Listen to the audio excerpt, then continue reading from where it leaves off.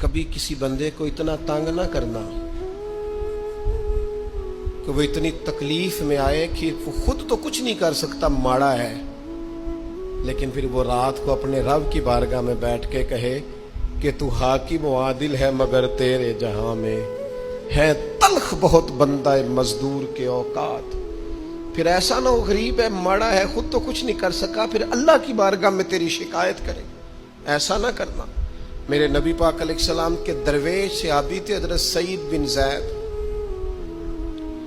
رضی اللہ تعالیٰ عنہ، فقیر فاقہ مست، حضرت عمر رضی اللہ تعالیٰ عنہ کے قریبیوں میں سے تھے۔ ایک عورت نے الزام لگا دیا زمین کے قبضے کا۔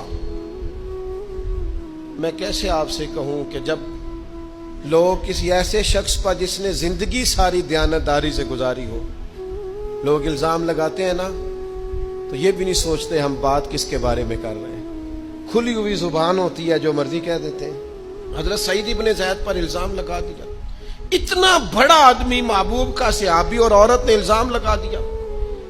اور جب اللہ والے بد دعا دیتے نہیں، لیکن جب کوئی تکلیف اتنی دے، کلیجہ پھٹ جائے، پھر بندہ کیا کرے؟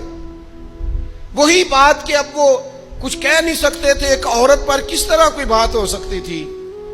دونوں ہاتھ اللہ کی بارگاہ میں اٹھائے، یہ صحیح حدیث میں موجود ہے۔ دونوں ہاتھ اللہ کے حضور اٹھا کے عرض کرنے لگے، مالک اگر یہ عورت جھوٹی ہے نا تو پھر اسے اندھا کر دے اور اس کی قبر اس کے گھر میں بنا دے۔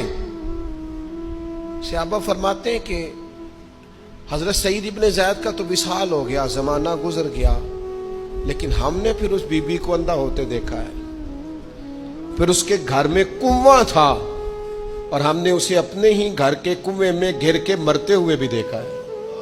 اس لیے کہ جب آپ کسی کو تکلیف دیتے ہیں، جب آپ ستاتے ہیں، جب آپ وہ بات کرتے ہیں جو اس بندے میں موجود نہیں ہے، جب آپ جھوٹ بولتے ہیں اپنے نفس کی تسکین کے لیے، جب آپ زیادتی کرتے ہیں صرف اپنی انا کے لیے، تو پھر بعضوں کا دعائے ضرر نکلتی ہے منہ سے۔